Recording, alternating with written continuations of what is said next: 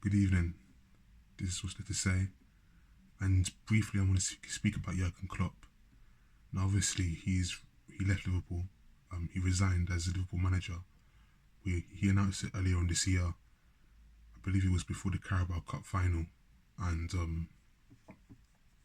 which they won against Chelsea. And yeah, he's left Liverpool. I think Arne Slot's is the new Liverpool manager. And a bit surprising the way he announced it.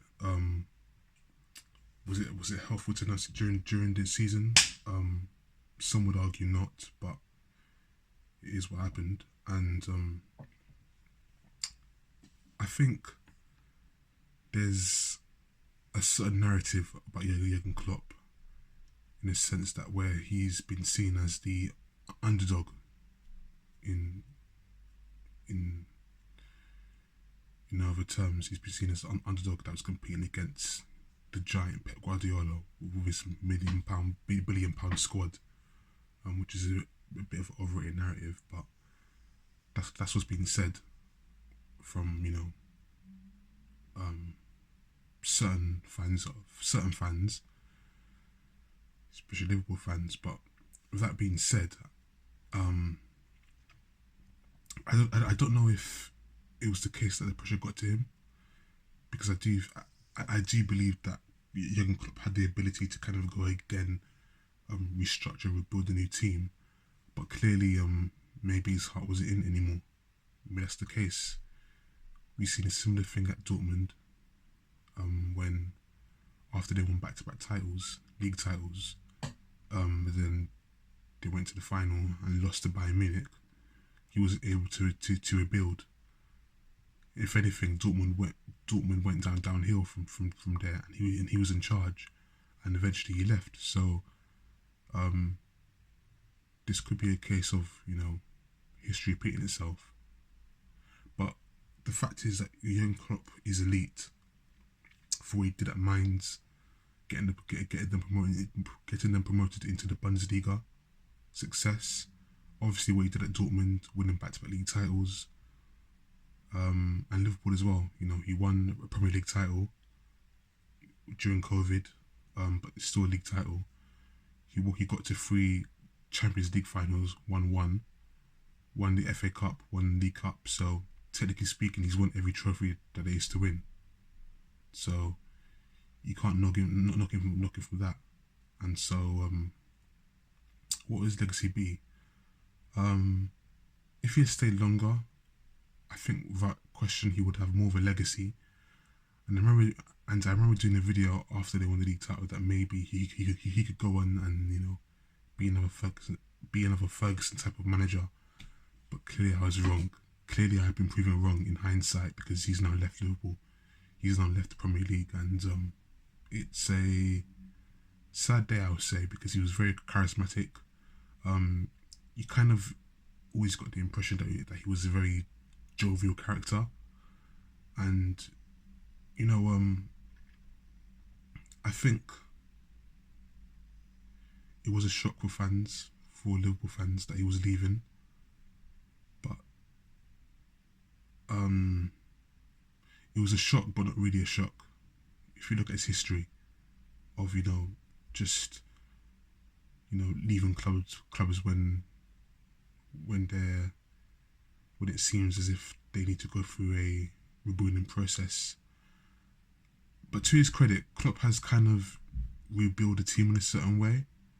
I think you can make that case, at least with some of the signings that he's made. Some have been underwhelming, but some have been spot on. Luis Diaz, I mean, he's been a bit up and down as of recently, but he was seen as an upgrade at the time that he was signed. Who else?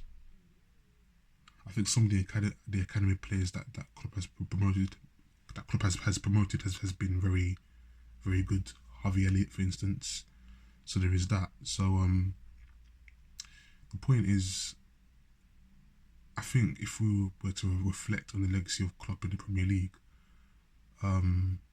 you could certainly say that in a way you could make the case that he was fighting head above water in terms of the resources that he had compared to Man City. How he was operating in that profit making model of, build players up and sell them for a lot of money, then make money off that profit to buy more to buy players to replace the one that you sold for a huge fee. An example of that would be, selling Coutinho for 180 million, then buying Van Dijk and Alisson. So yeah, you could certainly see Klopp as someone who may not be probably won't be regarded as a top tier great level manager in the Premier League, but you can certainly say, but his name will surely be written in history in terms of what he did in English football. And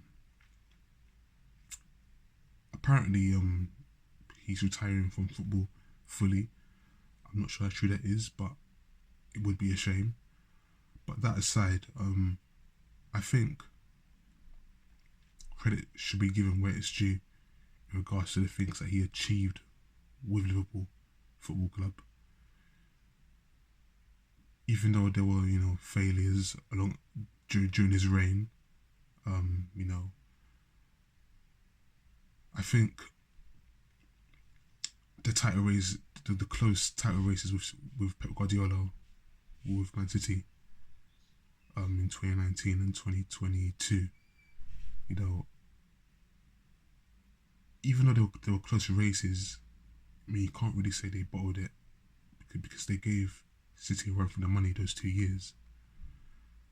Even though some would argue at 2019 that Liverpool should have won it that year because they were at one point 8 points ahead and they only lost one game, which was against Man City, which was against Man City. So with that being said, I think that's all down to opinion. It's all down to opinion. But my point is strictly this. I think he's had ups and downs with the Reds, and he should be respected. He should be respected as an elite manager, in my opinion, in my humble opinion. And he always had his way of engaging with the crowd as well. The fist pump. So yeah, all the best to Klopp, all the best to his family. He's a smiling, dashing German. Yeah, so it's sad, but not fully surprising in a sense because once again, sorry to repeat myself, but look at his history of kind of leaving the clubs when they're going through a rebuilding phase. He doesn't usually stay there. He leaves, so it is where it is, and maybe this could be seen as a next negative for his legacy. But opinions are there for to be agreed or disagreed with. So that's all I have to say on Jurgen Klopp. All the best to him. Take care. God bless.